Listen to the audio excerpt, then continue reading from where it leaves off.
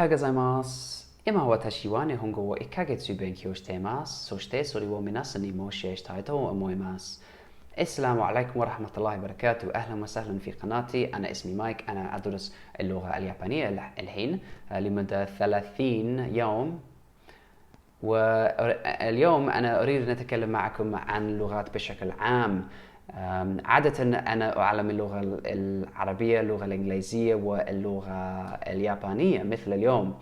Watashi wa Arabico, Duiskuto, Ego, Hanashimas. Ich spreche ein bisschen Deutsch, ja. Natürlich, ich liebe Deutschland, habe ich in Deutschland gewohnt und ich liebe die deutsche Sprache auch.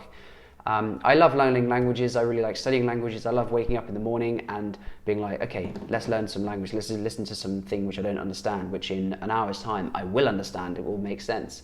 I really love the language learning theme.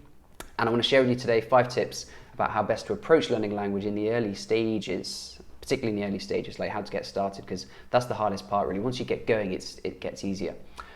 Quick mention to italki. So italki is an online platform where you can find an online language teacher. So if you're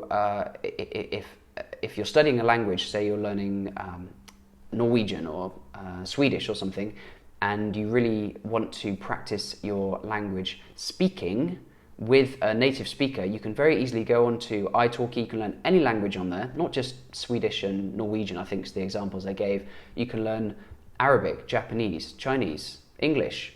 You can perfect your accent. You can find all sorts of different people who teach in different styles. You can go through, you can search by cost, by price, per hour. You can look at them by their qualifications and you can watch their intro video. You can very easily schedule lessons on there, and it's a really fantastic way to study a language. The link is in my description, and if you click this link and join italki today, you will get $10 off your first purchase. You can make a weekly meeting, a monthly meeting, whatever it is you want. You can see them every day if you want. You can see them for 2 hours a day if they've got the availability, and it will really help accelerate your language learning and keep you motivated and on track. I have a Japanese teacher. She's called Marina. She's from Tokyo, and she's great. We learn a lot together. So link in the description. Find yourself an italki online teacher today to learn a language. Amazing. Okay, my 5 tips. I want to give you some nasiha, some advice today about learning languages. So my first tip, I've written the tips, like summarized them in the description. And my first tip is talk to yourself. Well, what am I talking about? Like talk to yourself. In my experience, in the students I've had, I've been a teacher, by the way, like an actual teacher in classrooms and teaching all different subjects. So I have a lot of experience in teaching, and a lot of students are reluctant to talk. They kind of like look at the words and they kind of read it and they hear like bits, but a lot of students find it very difficult to start talking. It's the scariest part of learning a language in the early stages, is to actually go from being a student to being like a speaker of the language. So you have to talk to yourself.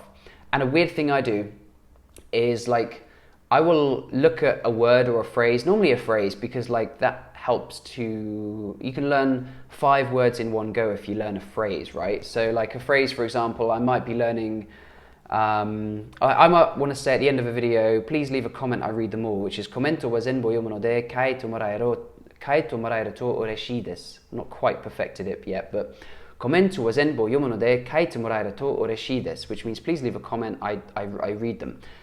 So I will like look at this phrase, and then I'll like go and like hoover the floor or something. I'll like go and, when I say hoover I mean vacuum. Then I'll go over to the dishes and I'll wash the dishes, and I'll be like "Komento wa zenbo yomu no de kaito moraeru to ureshii." Kaito moraeru to ureshii. It might just be that last bit. Kaito moraeru to ureshii desu. Kaito moraeru to ureshii desu. Kaito moraeru to ureshii desu. I'll be washing up, like, what was it again? Because my mind will like drift off. It'll go on some journey and daydream, and then I'll come out. What was it? I'll come back. Kaito moraeru to ureshii desu. So talk to yourself. Talk to yourself. Whether there's people there or not there. In the apartment building I live in, there's a Chinese guy who lives upstairs, and every day at about 5 o'clock he goes upstairs with his iPad and he reads an English book. He reads it out loud. Now that is talking to yourself. He's a great student. He's not my student, but he's a good worker because he knows the importance. He's recognized the importance of speaking and practicing speaking the words you're saying. The muscle memory that develops when you speak the words forces you to know the sounds. It forces you to think about Okay, that's that. Like you can hear a word, you might hear like Assalamu alaikum wa rahmatullahi wa barakatuh, and then you might know that that is a greeting. You might hear Hajime mashite. You might hear Yoroshiku onegai shimasu. Yoroshiku onegai shimasu. Pronunciation isn't perfect yet. And you might know that, but until you start to say it, you don't really know it. So if you can't say it, you don't really know it. That's my kind of point there. Talk to yourself, repeat it, repeat it, repeat it, repeat it. And I think that's tip number 2 actually. Yeah, repetition. Repetition. I don't just mean repeat it again and again. Of course, you need to say words again and again and again and again. But my point here is that you need to stay consistent with the words you're learning. For example, if you're learning 10 words a day, 20 words a day, 30 words a day, you need to repeat those again and again to firstly kind of learn them in your very, very short-term memory so that you can just say them on the spot, even reading it. That's the learning process. Then you need to kind of reinforce it. Now, I'm not talking about repeating it 5 times in an hour. I'm talking about repeating it 5 times in a minute, 5 times then within the hour. And then when you come back that day, repeat it again. Repeat it every day for a week, repeat it every day for that full week, and then the week after that. You really do need to repeat the words. If you learn a new word and then you leave it a couple of weeks, then you come back and you won't know what that word is. It will kind of be buried there somewhere, but it's important to repeat. If you're using a dialogue and you're using a course or a textbook or something, or you have a teacher on italki who's given you resources which you can learn from and refer back to with writing, then it's important to keep your notes to then keep track of what you do know, what you don't know, and to repeat it. So the repetition is really easy. It's very important to repeat it, and it's very easy to keep track of if you do have those notes with you. So translate it back and forth, English to Japanese, Japanese to English, Chinese to English, English to Chinese, whatever, back and forth, back and forth. If you think you know it, you probably don't until you've repeated it like hundreds of times. Tip 3 is type it. Type it.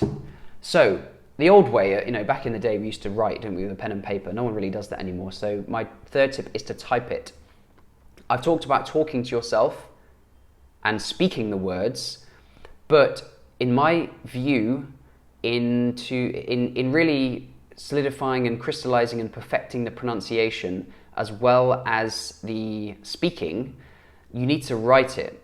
And the more skills you can use, if you can type it, say it, read it, write it, type it, say it, read it, hear it, type it, do all the 4 skills, then you can very quickly, very easily build up your long-term memory and your word bank. So type it, whether it's on a keyboard or whether it's on a table, type the words you are learning. When you type the words you are learning, you actually trigger something in your brain which remembers where those words are on the keyboard, and then you will remember the spelling much more accurately. So I was kind of typing like the English keyboard on the table there, and just that process of having to think about where the keys are, for me, really solidifies it. For example, like, again, I'll use the example of hajime mashite. When you say it, you might be saying it wrong, like I was. I was saying hajime mashite. It's not hajime, it's hajime.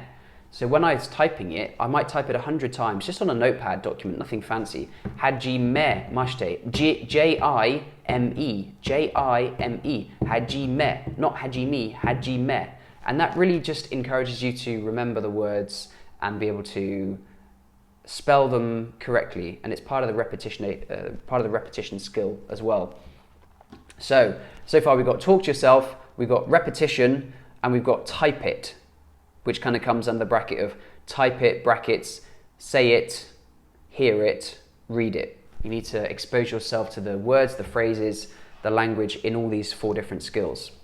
My tip number 4 is called 3 resources. So keep it simple, right? Keep it simple. Don't go like buying 10 books and start watching 100 shows and like make 12 Japanese friends. Well, that's great. Okay, you can never have too many like foreign friends, but when you're thinking about the actual language learning, keep it simple. I say use 3 resources. My 3 resources, for example, is the NHK World Dialogue from Easy Japanese, NHK World Easy Japanese Dialogue. I've been using that as my main resource. My second resource is my teacher on italki. So I see her each week. She gives me resources. We practice new phrases together. We talk about the alphabet. So I've got work to focus on for her. And then my third resource would be something a little bit more laid back, a bit more pleasurable, I guess, like some Japanese TV. For example, Terrace House. So I've got the NHK World Dialogue, I've got my italki teacher, and I've got Terrace House. Maybe a little bit of anime, but I'll kind of put that into one, like the watching of the anime. I nearly said cartoons there, would have got in trouble for that. The anime and then the TV, the Terrace House or something. So keep it simple. Don't go overwhelming yourself with all these different resources, because you will lose track of what you do know, what you don't know, and you won't easily be able to come back and center yourself to ground yourself and remind yourself of what you've learned. Okay, so 3 resources, no more. Honestly, you don't need more than 3 resources. That's plenty. Patience. Finally, patience. Time is an important aspect of learning a language, and there are no shortcuts, there are no cheats, there's no get rich quick scheme, there's no speak fluent Chinese in 2 days with this $50 package. It doesn't work like that. It does take time. The progress will be slow. You will spend days and hours and what feels like a lifetime studying the language, and then you will walk out the door and you'll be in the shop and you'll just be like, I can't speak any Japanese. Why? What you don't realize is that when you go back to your work and you hear those familiar words a few days later or a week later, you do know them, you have learned them, but it's taken time. So be patient, and with time, even if you're not studying, and this is the weird thing, with time, even if you're not physically and actively studying the language, your brain will be processing it in its kind of, in its kind of background checks. I think of like a laptop and the way that the laptop's always doing stuff in the background. Well, your brain is the same. It's processing these words. It's putting things from your short-term memory into your long-term memory. And interestingly, if you take like a 2-day or 3-day break from learning the language, like I do on the weekends, because I just study during the weekdays, then you will come on Monday morning and you'll be like, wow, I feel like somehow I've got better at Japanese over the weekend when I've done no work. And that's because your brain is processing what it's learned the week before. So be patient, it will take time, and you should be spending at least 3 hours a week studying. Ideally, as much time as you can, an hour a day, 2 hours a day would be great, but it will take time, so you need to be patient. Okay, those are my tips. I hope some of that was useful. I hope I didn't speak too fast. I know a lot of you guys are learning English and you watch my channel to learn English, so special welcome to you. I'll look forward to seeing you back here next week for the final few days in learning Japanese, and until then, thanks for coming. Great to see you as always, and bye-bye.